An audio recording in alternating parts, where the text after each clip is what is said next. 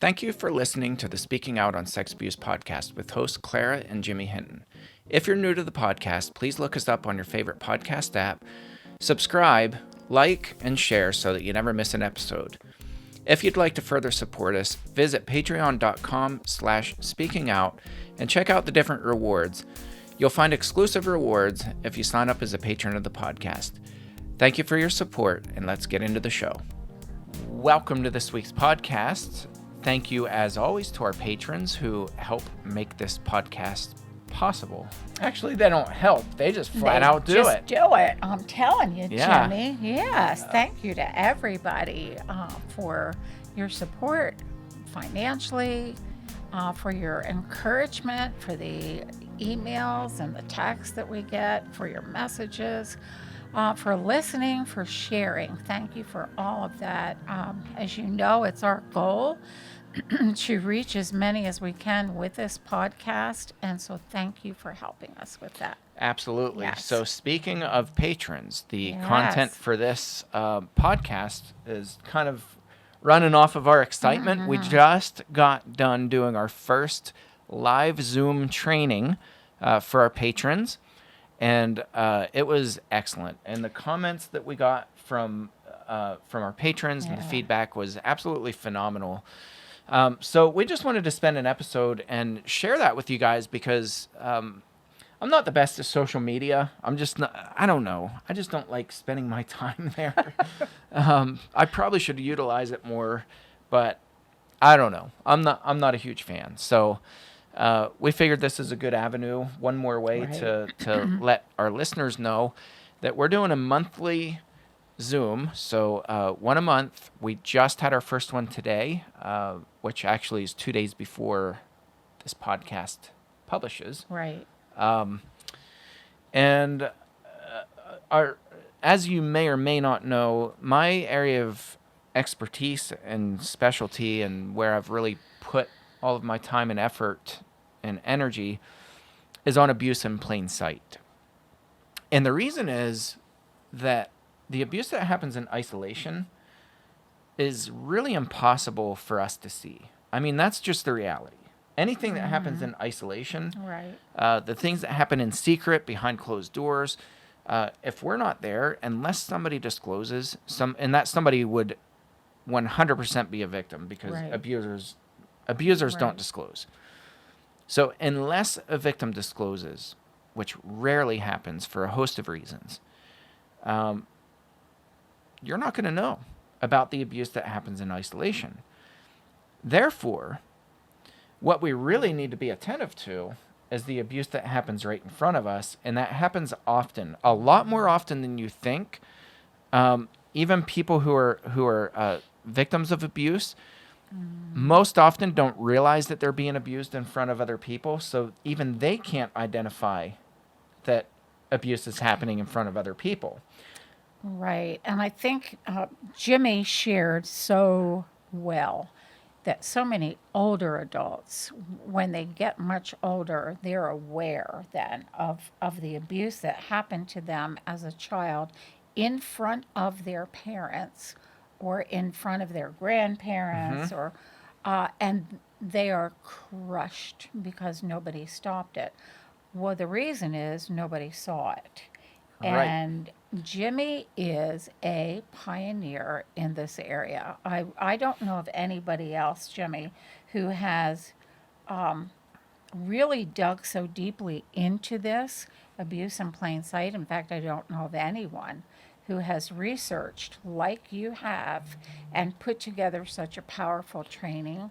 I've heard this training, parts of it, 2 other times, and honestly, I sat mesmerized again through today's introduction to the training.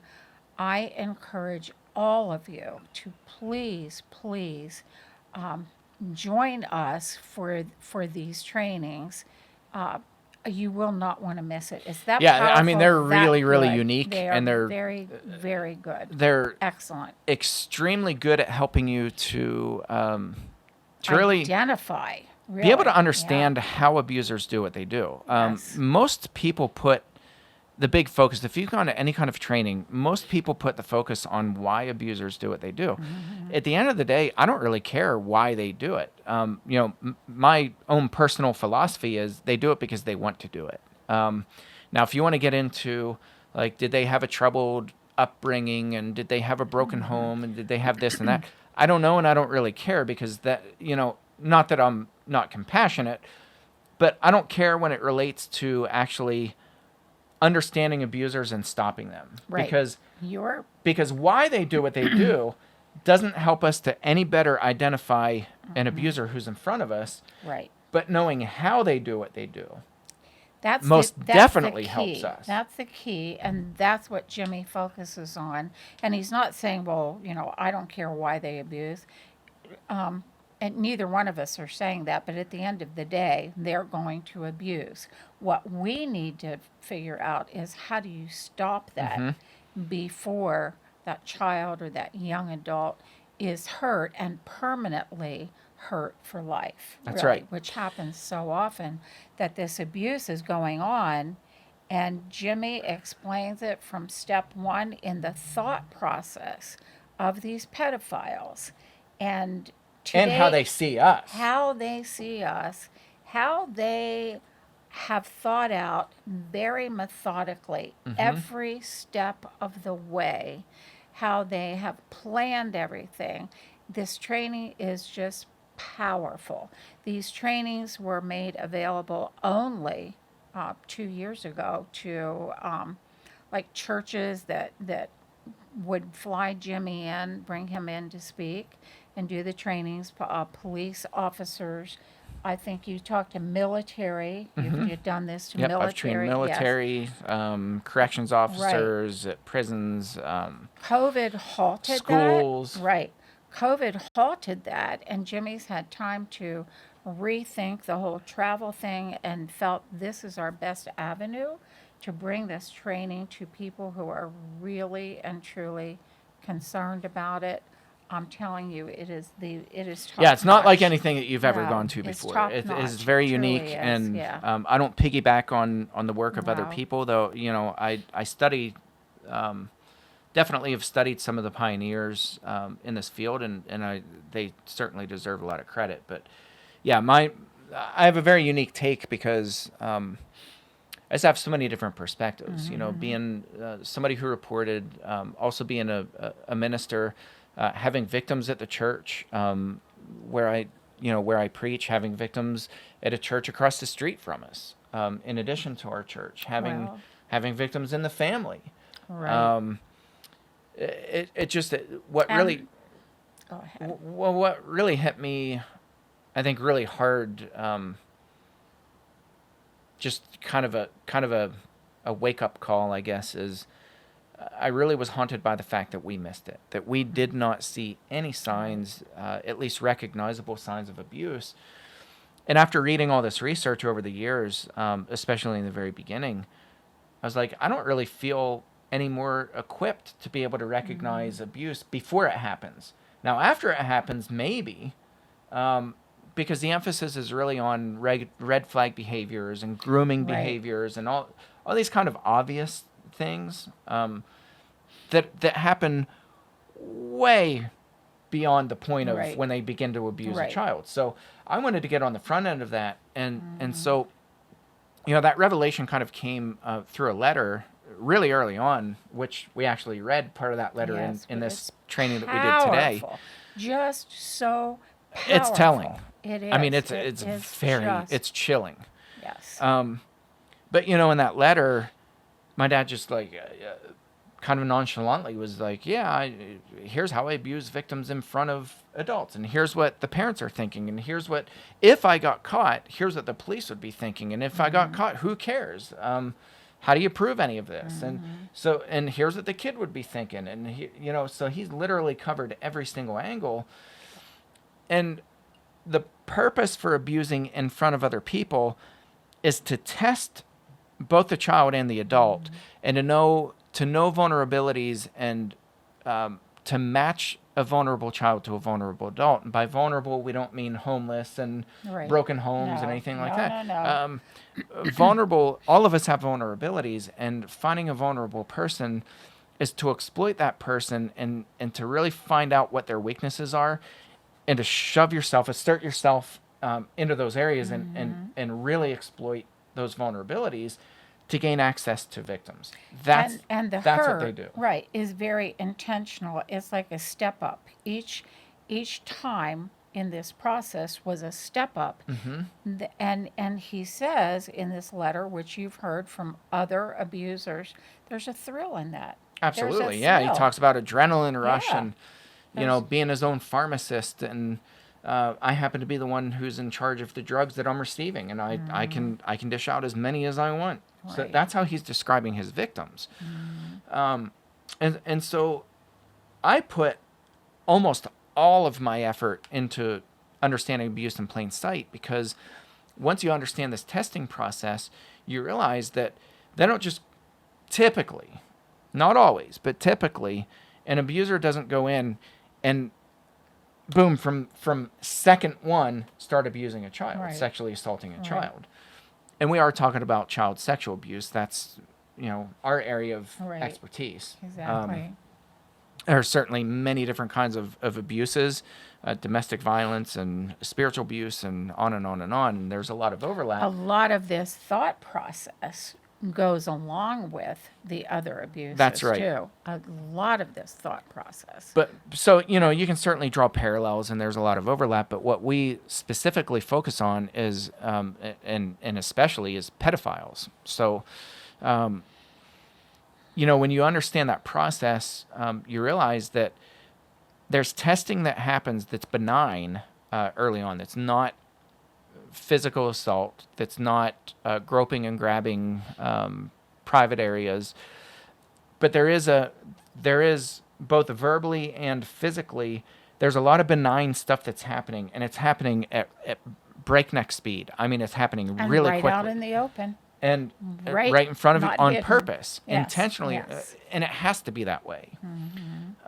They have to go through that testing process, because an abuser's not just going to find a kid and be like, hey, that's my hair type and eye type and Right. skin color type, and that's the kid I'm going to abuse. It doesn't work that way.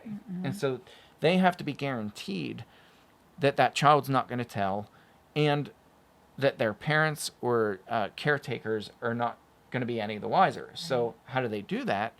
They do it through this series of testing, and that's the abuse in plain sight, which begins, even the benign stuff is abuse, because it's preparing both the victim and the victim's parents to be abused and to be blindsided and to be fooled and manipulated I'm and sitting deceived. here rather quiet as you're speaking, because in our session, in the Zoom session, I've been enlightened that had I had this information before, I could have seen things. We could have seen it I- before. You A and lot of I- it before victims you were and abused. I could have seen Before they were things, sexually yes, abused, we could have yes. seen some of these things We could before. have. Now, I And- don't say with confidence that we would have been able to say, "Hey, he's an abuser." No, That's not what we do. no, But we would have seen telltale signs yes, way early on. right. To give us at least that intuitive thought that there's something going wrong. And not There's just something, but to know wrong, yeah. exactly what's going on. Right. And that's the point, Yes, is that we can exactly right. say with confidence, almost like like I talk a lot about aviation, but almost like pilots Mm-hmm. that go through their checklist, where you're just going right down through and you're Mm-hmm. saying, holy cow, like I can actually see what methods they're using, and I can see the tools that they're using in their toolbox. And I can't say without actually having some kind of a smoking gun that this person's an abuser. So I want to say you have to be really careful about that. But what you can say is, holy cow, like this person is off the charts, Yep. high risk, Right. and very deceptive, very Mm-hmm. manipulative. And here are this very specific techniques that they're using Right. in front of me. And if this is what this person's doing in front of me, what in the heck are they doing Right. behind closed doors? Exactly. Right So there. that's the whole point, is that, abuse in plain sight that's something that we actually can witness. And even the benign stuff before their sexual assault, there's a progression. And when you It's a very understand what they're right. doing and how they're doing it. And that's what this training is about, to point that out Uh-huh. and to walk along the pedophile's mind and watch that progression. And our job then is to use this training and stop that And to progression. teach you how to Yes, stop people yes, from it. Because right. I get that question so often, and a lot of you listeners have asked questions over the years like, all right, I have this gut feeling, or I've seen some things that just kind of give me the ick factor. What do I do about it? And a lot of times my question is, can you be more specific? What specifically? Because having a gut feeling, while that's important, and intuition is really important, and we can't ever um, overstate the effectiveness and the resourcefulness of our intuition. In fact, Gavin DeBecker's book, The Gift of Fear, Yeah. is one of the best books that I've ever Right. read. Phenomenal book on intuition and how we use intuition. So you can't overstate the importance of our intuition, but intuition by itself is not really enough, because you can't go up to somebody and say, I have a gut feeling about you. Or you can't take that to the police and say, I just have a gut feeling That's about right. that person. You need something concrete. And you can't go to a pastor, or you can't go Right. to elders, you can't go to deacons, you Right. can't go to a principal or a superintendent, or you name it, and say, I just have a gut feeling about this person. This They're going to training laugh you out of the door. gives something concrete. Absolutely. Yeah, so here you can say definitively, hey, these are the methods that I see them doing. They're constantly touching. They're breaking physical boundaries. I see shoulder rubs, I see tussling of hair, I see this and this and this, and the verbal patter that I hear, they're clearly manipulating this person. And then, on and on and on. So what we do is we put more tools in the tool belt of people and say, this is specifically what I'm seeing. And I'm going to document it a lot like the episode Right. that we talked about those Yes. boys on Right. Discord, Yes. who they documented their teacher. It was brilliant And were what they did. very precise. Brilliant what they did. Yes, that's how it should be They done. were so precise with documenting what they saw and how this teacher was making their peers feel Yes. uncomfortable Right. and making them feel uncomfortable. They were precise. And with abuse, you have to be precise. And with this training, you will get it from just this first session. Jimmy, was so powerful that I feel like It's telling. already we placed many tools in the hands of those who listened. Many. We do not want you to miss this. That's all. We do not want you to miss these trainings. Yeah, the other thing that I'm really excited about too is I've been to so many trainings, and it's the packet information overload, where they print off like 6,000 pages. Yeah. They like had to deforest half an acre just to give one person one packet of information, and then you have that guilt of, But we take all right, it home well, they and took we all the set, time to put set to it put these aside presentations that, together, and I'm you just know, overwhelmed, and I'm going to take the time and look through Yeah. all this information, and then one thing leads to another, and that it's packet. too much to digest that. Yeah, And we finds don't its way to the- remember. We don't remember either. Yeah. So from dust it came, and to dust it returned, kind of thing. Those Yeah. packets find Oh, their way yeah. back to the landfill. So that's never been my method. My method is, I want to show people. I'm going to show you. Like, I don't want to talk about it. I'm going to show you what we do too on the Right. preventative side. Yes. So in some of these sessions, that's going to kind of be what we do. We'll go through websites, and we'll show people, how do you access the sex offender registry? How do you look at a church's policy, and what are the things to look for? How do you know whether it's a good policy or not? And so we're actually going to put real churches. We're going to visit church websites, and we're going to pull up policies, and I'm going to walk through, and we're going to critique Right. them and Yes. show you whether these are strong policies or not, and why. We're going to teach you how to look up court dockets. That's something that people don't even think about. They're like, well, how do I look up the sex offender registry? Well, what if they're not on the registry? Right. exactly right. You got to You're look gonna up. learn You got to look up criminal records, right, and which I didn't know how to do until recently. yeah, Really. and it can get a little bit tricky. So we're Yes. going to kind of walk through that process and show people in those trainings how to do it. And then one of the ideas, and I guess I can talk about this prematurely. I don't know if this is going to happen or not because I just thought about it recently, but I would like to coordinate with the officer who I worked think with that's us such a good idea for Jimmy. and do a mock reporting. I hope And she so will agree we to call that. in Yes. we call in a report of abuse, and she asks us questions Right. based on The information that based we on give that her. scenario. Right. Yeah. Yes. And so it's a real life. Right. We're actually interacting with a real police officer, doing a mock reporting so that people can actually see and hear what are the questions that are being asked of me. Yeah. What's it like? What information is relevant and what's not relevant. Right. Right. And so, she's incredibly skilled at what she does, and I couldn't think of a better person. She's but brilliant. I think that would be a really valuable training because Yes. you never hear that. All you hear is call the police and report it. Okay, but what does that look like? What's the next step? What are they going to What is ask that me? like? Right.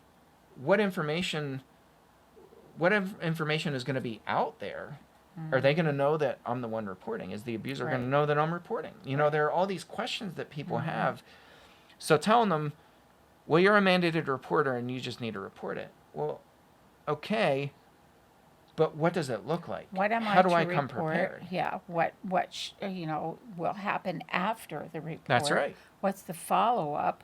How long does that report, that investigation, stay open? Will it turn into an investigation? Why not? Those are all very valid questions. That's right. So yeah, I would love to coordinate that, and that's kind of my plan. So we're willing to do it. So we just need to find out if we can make that happen Right. on the law enforcement end. But I think it'd be just so invaluable because that's not something that you ever get in trainings. And I've been to countless trainings where they talk about reporting and like these are the signs of abuse, and it's sort of helpful. There's but nothing like not really. experiencing, walking through the real deal. Yeah. And that's what we're going to try to bring to you. Even like researching court dockets and whatnot.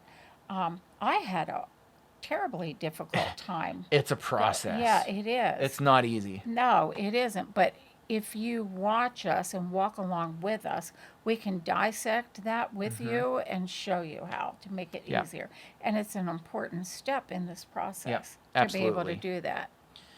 Yeah.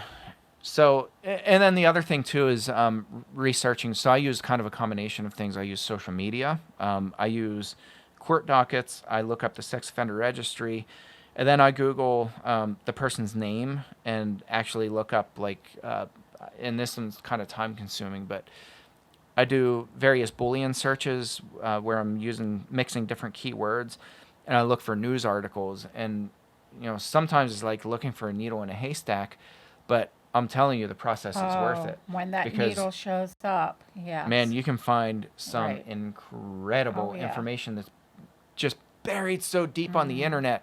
A simple Google search on somebody's name is not going to No, bring it up. no. So you have to know how to really dig deep and look for that kind of stuff. And once you start finding that out, you can put the pieces of the puzzle together really quickly. Right. You're like, holy cow. So, but you got to do your homework, and you have to know how to do your homework. And that's the problem, is a lot of people don't equip us. Right, And so we're like, well, have you done a background check? Well, a background check basically is I'm just going to say it's kind of worthless. I had a background check the other day for a gun that I bought for work. I had to buy one. That was quite interesting. Was nothing. You never knew she was a pistol packing mama, did you? Yeah, it was a God pistol. help us all. It was a pistol. Was it for a raffle or what? Yes, for a Okay. gun I was raffle. gonna say I Yes. can't picture It's you a with fundraiser. a 9mm on your No, side. no. Old Granny coming to town. The guy that I bought the gun from said, "Would you like ammo?" And I was shaking. I said, "No, no ammo, please." Load I me said, up, partner. Yeah, no. But the background check was stupid. Oh, they take I'm gonna 30 say, seconds. yes, stupid. Makes a phone call, calls in a couple little items, and he hollers over, "You passed." And it's like, it's just stupid, people. If people knew yeah. how many broken links there are in this Mm-hmm. chain of criminal background checks, Oh, it's a joke. they would not sleep well. No, it's a joke. There is no uniform system for keeping criminals, keeping other states notified of criminals. From state to state, it varies. And I mean, I'm telling you, Criminals know that. criminals get lost Yeah. in a stack of papers so quickly.